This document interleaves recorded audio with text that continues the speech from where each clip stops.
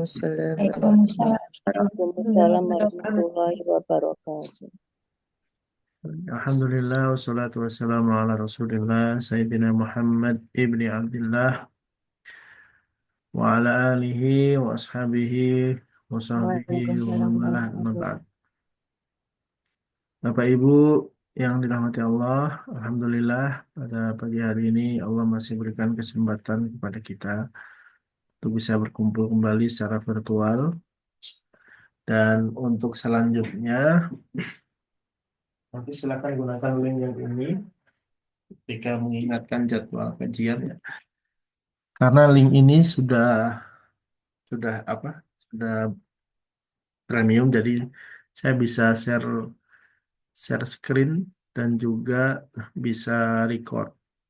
Nah, kalau yang kemarin kalau yang kemarin kan kita masih pakai dipinjemin sama Pak Eka ya. Ini alhamdulillah kemarin saya habis berlangganan, walaupun ini untuk setahun dulu ya. Nanti kalau habis kita perpanjang lagi dan ini kita gunakan untuk semua kegiatan kita. Suara saya terdengar ya, Ibu? Jelas, Dengar jelas tadi. betul. Baik, siap. Dan juga yang penting juga itu kalau kita pakai akun yang premium begini, ketika ada suara yang bocor, saya bisa mute dari sini gitu ya. Baik, kita lanjutkan ya Ibu-Ibu. Jadi saya sempat sempat melihat progres kita. Kayaknya nggak lama lagi kita akan masuk ke surat Al-Fatihah. Jadi ini sudah mulai mukadimah udah mau habis ya. Setahun ini mukadimah. Kemarin kita sudah bahas mengenai menangis ketika membaca Al-Quran. Nah, saat ini kita akan bahas eh, tentang orang-orang yang membaca Al-Quran tapi Al-Quran tidak sampai ke dalam hatinya. Gitu ya. Haddatsana Muhammad bin Ibni Kasir akhbarana Sufyan haddatsana Al-Amash an Haythamah an Suwaid ibni Ghaflah an Ali radhiyallahu anhu qala sami'tu an-nabiyya sallallahu alaihi wasallam yaqul. Aku mendengar Rasulullah berkata, ya'ti fi akhir zaman, akan datang di akhir zaman nanti kaumun, suatu kaum hudasaul asnan. Hudasaul asnan itu masih kecil gitu ya, akalnya pendek, sumbunya kurang panjang, jadi gampang baperan, gampang marah, gampang menyalahkan orang.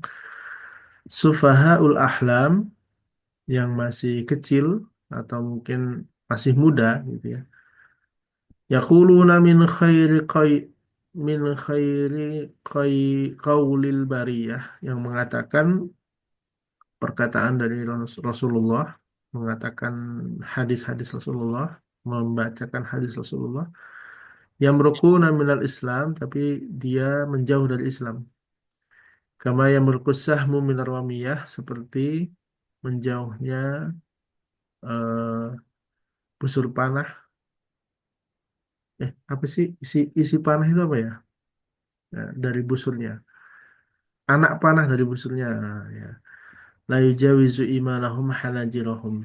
Tidak sampai keimanan mereka dari tenggorokan mereka. Nah, jadi imannya hanya di mulutnya saja, hanya di qala Nabi, qala Allah, qala Rasul, sampai situ. Fa aina malakitumuhum, dimanapun kalian bertemu dengan orang-orang itu, faktuluhum, maka bunuhlah mereka. Fa inna qatlahum, sesungguhnya membunuh mereka itu ajrun, mendapatkan pahala. Liman qatalahum, untuk orang yang membunuh mereka yaumal qiyamati, di hari kiamat.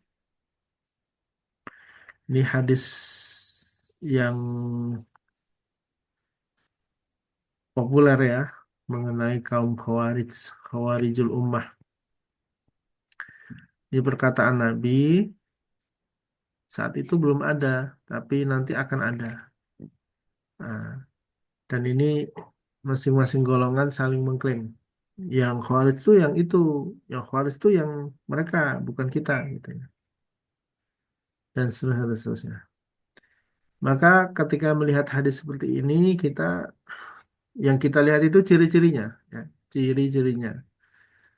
Nah, ciri-cirinya apa saja? Kalau itu cocok ya berarti beritu kaum yang seperti itu, orang-orang yang seperti itu. Nah, gitu. Jadi cirinya apa? Banyak di antara mereka berarti kalau dilihat dari hadis ini, redaksi hadis ini, akalnya pendek. Artinya mereka sebenarnya ya mereka membaca Al-Quran, mereka membaca hadis Nabi, tapi memahaminya secara terlalu sederhana. Sehingga ketika ketika bertemu dengan hadis yang ekstrim, mereka hadis larangan hadis larangan mereka menjauhi secara ekstrim. Hadis perintah mereka mengerjakan secara ekstrim. Nah, maka tugas kita apa? Ya, tugas kita itu menjadi umat yang moderat, yang wasato, yang wasatiyah, yang tengah-tengah. Jadi ketika ada orang yang terlalu menyimpang ke kanan, ya kita tarik supaya ke tengah. Kita bersikap di tengah. Ada yang terlalu menyimpang ke kiri, ya nggak benar juga. Jadi dulu ada sebelum era-era sekarang itu, kalau ibu-ibu ingat, dulu ada namanya Islam liberal misalnya. Nah, Islam liberal ini tokohnya bukan main-main, orang-orang alim, orang-orang yang dah selesai lah dengan agamanya, dengan uh, baca kitab kuning bagus, banyak yang. Tapi ketika mereka bertemu dengan orang-orang yang terlalu ngiri ya, terlalu ngiri, akhirnya kemudian memudahkan untuk menganggap orang yang mengamalkan ajaran Islam itu menjadi orang yang seakan-akan fanatik, malah dia sendiri sak-sae gitu ya. Jadi misal gini, dan kita itu kalau ketemu sama mereka yang liberal ya, ini berarti terlalu terlalu ngiri. Misal ketemu sama mereka ya, ngapain sholat sih? Ya sholat kan perintah gitu ya. Ya sesekali lah nggak sholat kan nggak apa-apa. Dicoba dulu deh. Nggak sholat sesekali gimana gitu ya. Misalnya contoh. Nah ini terlalu memudahkan juga dalam mengambil istimbat hukum sa'e gitu ya. Kan perintahnya mendirikan sholat, bukan mengerjakan selamanya atau mengerjakan 5 waktu atau dan lain sebagainya. Nah, mereka pintar berdalil, nah gitu ya. Terus apa lagi? Misalnya jilbab itu budaya dari Arab. Jadi kalau kamu kamu nggak tinggal di Arab, nggak berjilbab tuh ya nggak apa-apa. Coba lihat aja tuh orang-orang. Nah, contoh misalnya gitu ya. Yang dijilbab itu hatinya, bukan badannya. Percuma kalau kamu berjilbab tapi hatinya busuk. Perkataannya bener kan? Konteksnya kan salah. Nah, lihat konteksnya gitu ya. Nah, dan seterusnya dan seterusnya. Ini terlalu terlalu ngiri. Nah, ada orang yang terlalu nganan. Terlalu nganan tuh gimana? Melihat orang salah dikit dosa. Melihat orang nggak berjilbab ahli neraka. Dalam hatinya dia udah ngomong begitu. Sehingga muncul juga dalam perbuatannya. Kadang-kadang dia meremehkan orang yang tidak berjilbab misalnya. Menganggap remeh. Belum dapat hidayah lu gitu ya. Ahli neraka lu. Kayak gue nih. Ahli surga. Jilbabnya gede misalnya gitu. Ngaji aja belepotan. Dulu waktu kecil kemana aja kamu? Main layangan aja ya. Nah, dia menganggap remeh orang lain. Hanya karena kurang paham agama misalnya. Atau hanya karena belum mengamalkan agama secara sempurna. Dan dia selalu menganggap orang dirinya lah yang paling sempurna. Jadi seakan-akan nah, ini fenomena orang-orang hijrah yang baru-baru ya. Ketika orang lain, ketika dirinya belum hijrah, dia menganggap dirinya yang paling berdosa.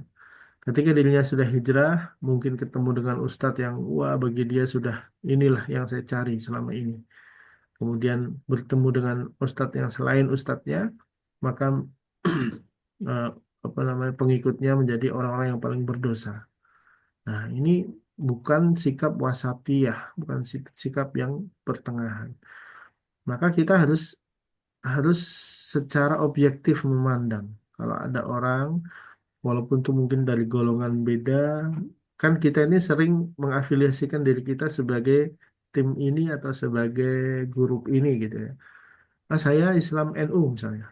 Boleh saja kita melabeli diri kita sendiri atau kita supaya kita nyaman, supaya kita punya tempat untuk beraktualisasi atau berjihad atau berdakwah. Nggak masalah. Aktif dimanapun nggak masalah. Misal aktif di Salafi, aktif di Muhammadiyah, aktif dimanapun di majelis taklim apapun boleh saja. Sing penting tidak menganggap yang lain itu lebih buruk dari kita dan kita menganggap diri kita yang paling baik. Jadi misal kita mengafiliasikan diri kita. Saya Islam Nahdiyin misalnya, Nahdiyah boleh saja. Tapi jangan kemudian ketika melihat orang dai dari Muhammadiyah, terus umat dari Muhammadiyah, pengikut Muhammadiyah, anggota Muhammadiyah atau anggota Salafi yang kemudian eh, melakukan sesuatu, kemudian kita menganggap remeh, kecuali mereka memang sama-sama terlalu jauh menyimpangnya, terlalu jauh omongannya misalnya. Saya sebut nama deh, misalnya contoh misalnya gini, ketika ada polemik antara polemik habaib misalnya, ada orang yang eh, terlalu sekali mendewa-dewakan nasab habaib misalnya. Ada Hmm. orang yang malah meremehkan sekali. Nah, kita sikap kita gimana ya? Kita umatan wasatiyah di tengah-tengah. Kalau memang itu dia mengaku dirinya keturunan Nabi, urusan dia, karena tidak boleh orang tuh menasabkan dirinya kepada selain orang tuanya. Nah, kalau memang dia sudah mengaku, urusan kita selesai. Urusan dia nasabnya benar apa enggak, urusan sama Allah. Tapi ketika kita sudah tahu bahwa dia memang keturunan Rasul, ya kita menghormati dia sepantasnya. Maksudnya sepantasnya itu ya lihat dulu dong perjuangannya gimana kan gitu. Jadi tidak ada orang yang mulia hanya karena keturunan. Nah, misal dia perjuangannya bagus, ilmunya tinggi, ya, banyak menginspirasi umat, gak hanya sekedar nyanyi-nyanyi saja, gitu ya. Ya kita hormati dia, hormati se sewajarnya. Nah, karena yang terlalu terlalu banyak, terlalu banget juga banyak, misalnya. Ini udah kayak fans K-pop udah, ya. Fans K-pop tuh gimana ya? Itu kayak agama mereka gitu ya. Mau benar mau salah kelakuan ini nanti jadi walid itu nanti ya lama-lama jadi walid itu jadi walid versi habaib ya kan bisa saja. Nah, terlalu mendewa-dewakan, wah ini kalau udah dari si Doro Habib saya ini nah, mau benar mau salah ya kalau salah kita bilang salah, kalau salah ini bari minhu, aku berlepas diri dari itu. Nah, kan kita misal kita punya guru bisa jadi guru kita tuh kan salah dalam suatu hal atau dalam suatu sikap. Nah, maka tugas kita gimana? Oh, menurut saya ini salah. Menurut pandangan ulama lain, guru lain ini salah. Berarti saya ikuti guru ini dalam pendapat hal ini, dalam kelakuan ini, tapi untuk kelakuan yang ini saya tidak ikut. Misal ada guru kita gonta-ganti istri misalnya. Ya sudah, kita ambil ilmu dari beliau yang mana. Kalau yang itu ya jangan diambil gitu ya. Nggak semuanya serta-merta kita kita ikutin kan begitu. Kemudian misal kita punya guru hadis misalnya. Tapi dalam hal tilawah membaca Al-Quran atau dalam hal istiqomah membaca Al-Quran beliau nggak bagus ya. Nggak usah diambil, ambil aja hadisnya. Kita punya guru hadis, tapi dalam hal tasawuf beliau menyimpang atau terlalu nganan banget atau ngiri banget. Ya udah kita ambil hadisnya, kita lepaskan yang lain. Gitu. Jadi kita tetap harus pakai akal sehat dalam memahami agama ini. Jangan kemudian menjadi orang yang junut, menjadi orang yang jumut-jumut, menjadi orang yang jumut, fanatik, buta. Fanatik buta itu apapun yang dikatakan oleh gurunya ya dibener-benerin aja gitu ya. Nah, ini sikap kita wasatiyah ini yang diperlukan di akhir zaman ini kata kata Nabi kan ya'ti fi akhir zaman dan kita ini berada di akhir zaman. Nah, ada orang yang baru hijrah langsung semua orang salah, semua orang berdosa. Sebelum hijrah dia merasa dirinya berdosa. Setelah hijrah semua orang yang ditemuinya adalah orang yang berdosa. Nah, ini biasanya penyakit orang-orang yang baru hijrah, baru kenal agama, kemudian menyalahkan orang yang lebih lama belajar agama dari dia. Contohnya misalnya sih itu kalau di YouTube ya, ya, yang sering muncul di beranda beranda saya sih, beranda ibu saya nggak tahu. Harry Pras yang apa biasa karate itu kemudian sekarang hijrah. Dalam tanda kutip saya sebut golongan dia masuk ke Salafi. Kemudian menyalahkan Ustadz Adi Hidayat, menyalahkan Ustadz Abdul Somad, menyalahkan Buya Yahya, semua yang tidak dari gurunya salah lah menurut dia. Nah, kalau menurut saya sih dia nyari uang ya karena dapat dari YouTube lah ya, dari AdSense. Ya kalau mau terkenal tuh sebenarnya gampang, selisihilah orang-orang yang terkenal itu insya Allah terkenal. Nah, orang-orang terkenal gimana ya? Jadi pansos ya kalau istilah sekarang. Orang-orang yang terkenal siapa? Misalnya Jokowi misalnya. Ya udah bikinlah konten mengenai Jokowi tapi kebalikannya. Yang lagi naik isunya apa? Ijazah palsu. Bikinlah konten tentang itu. Ya, pokoknya cari sumber aja, dibikin, jadiin YouTube, tweet di YouTube. Nah, dapatlah kita uang. Kan gitu cara kerjanya. Sama dengan Mas Heri Pras ini. Dia cari ceramah-ceramahnya ustadz-ustadz selain ustadz dia ya, selain ustadz dia. Terus diulang-ulang di bulan baleni, dikasih framing, dipotong-potong. Nah, orang banyak lihat. Nah, yang satu pemikiran nama dia langsung komen, Masya Allah, teruslah membuka kebenaran akhi dan seterusnya. Yang yang gedek juga banyak karena eh, nggak objektif ya, yang dipotong yang jelek-jelek saja ketika ada ceramah. Jadi antara ceramah ustadz-ustadz kalau termasuk juga ketika kita melihat ceramah ustadz yang lain yang beda. Misalnya kita tidak berafiliasi dengan Salafi misalnya atau dengan Muhammadiyah. Terus kita melihat ceramah dari Ustadz sana. Menurut saya ngapain gitu ya? Karena pasti akan ada perbedaan. Yang kedua, ketika ada perbedaan, kemudian kita highlight kan. Yang di highlight perbedaannya, terus kita namanya content creator kita potong. Yang beda itu sebenarnya kalau kita sama-sama ahlus sunnah wal jamaah. Ya, ahlus sunnah wal jamaah nih ya. Al-Irsyad ahlus sunnah wal jamaah. Salafi ahlus sunnah wal jamaah. Ya. Kemudian Muhammadiyah ahlus sunnah wal jamaah. Persis ahlus sunnah wal jamaah. Nah, MUI ahlus sunnah wal jamaah. Kalau tak ada perbedaan itu kan paling prosentasenya nggak sampai 50% lah. Nggak masih ada eh, poin ceramah yang kita bisa ambil gitu ya. Masih ada lebih banyak malahan dan banyak samanya gitu ya. Rasulullah mengatakan tentang akhlak begini dan begitu di organisasi ini juga sebenarnya ada, di organisasi sana juga sebenarnya ada.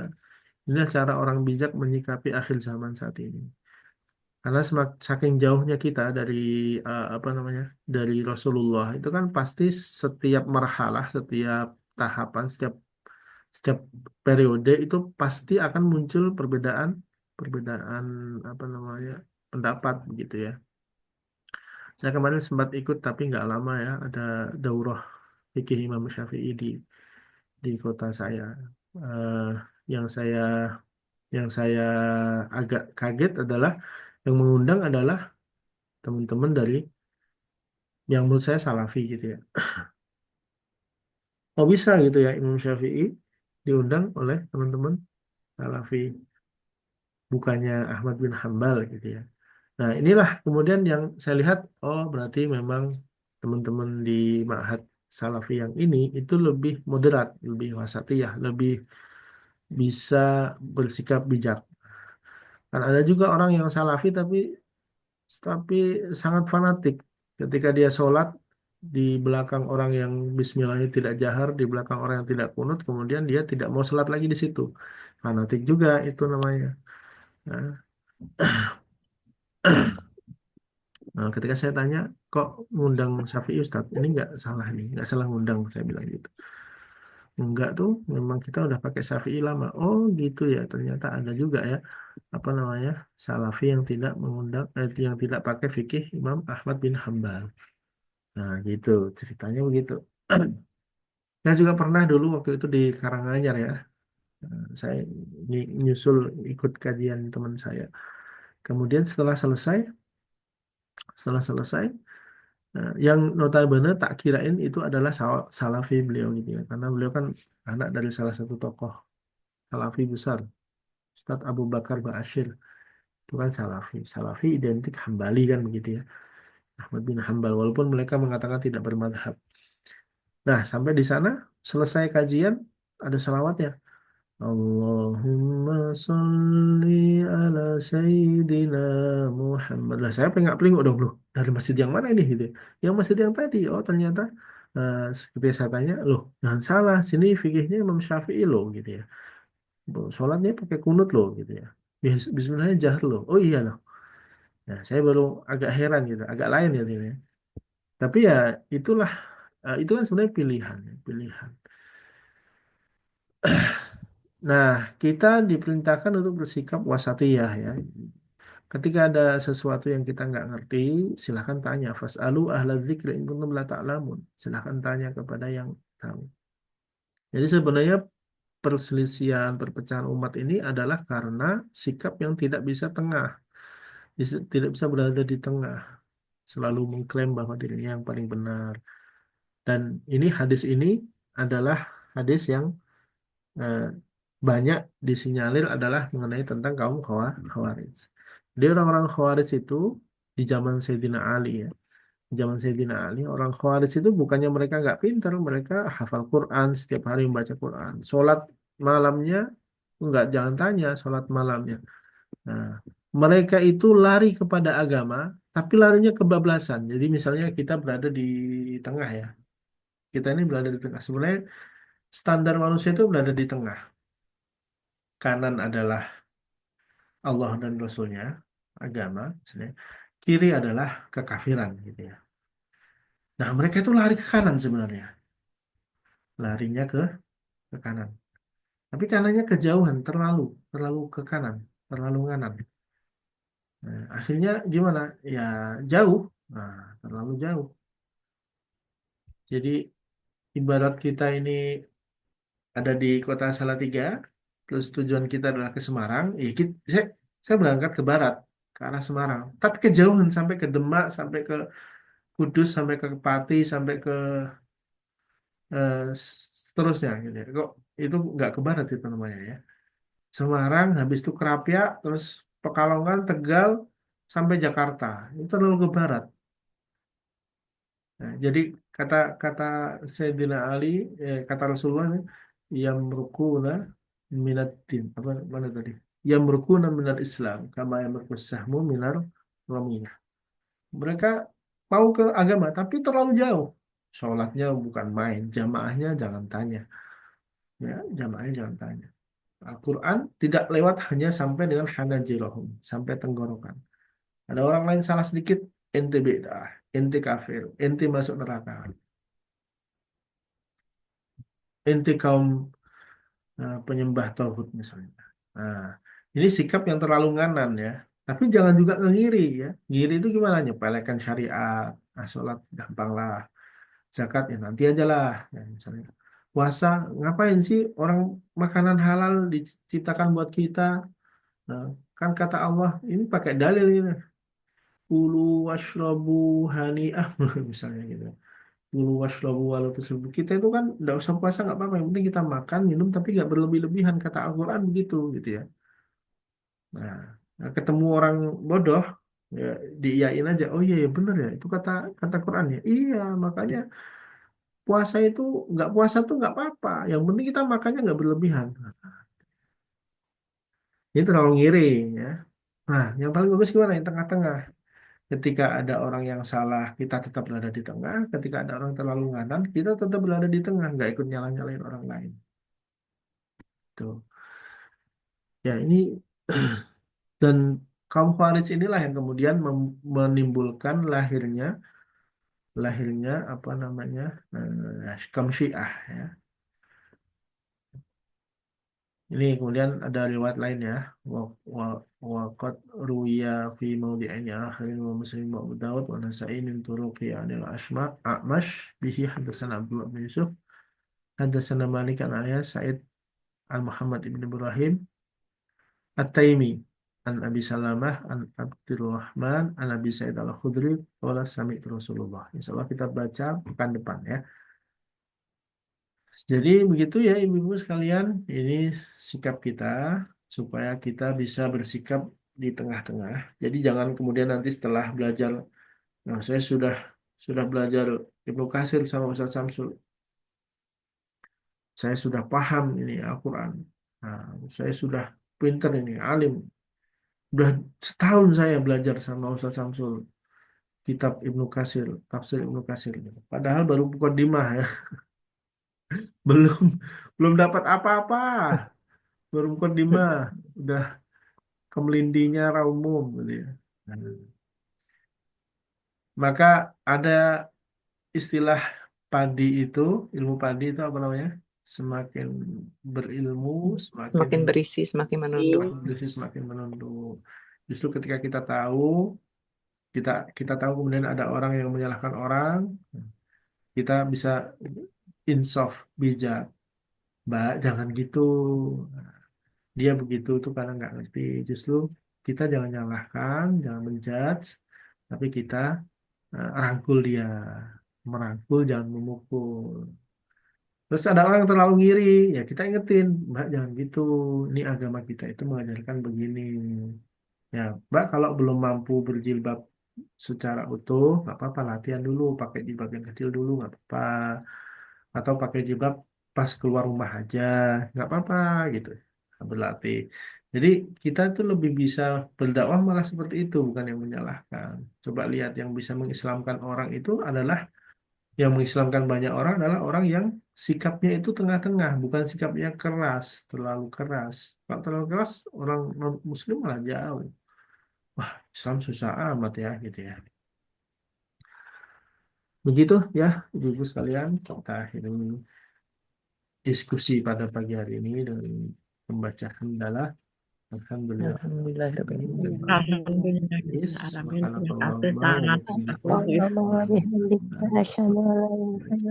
Ustaz. Kalau saya upload, ini saya bisa upload ke YouTube. Demikian, billahi taufiq wal hidayah, wa ma fiqil akum. Assalamualaikum warahmatullahi wabarakatuh. Waalaikumsalam warahmatullahi wabarakatuh. Terima kasih banyak Pak Samsul. Ya, Terima kasih semuanya. Matur nuwun ibu-ibu. Sehat selalu. Amin. Sampai bertemu. Assalamualaikum warahmatullahi wabarakatuh. Waalaikumsalam.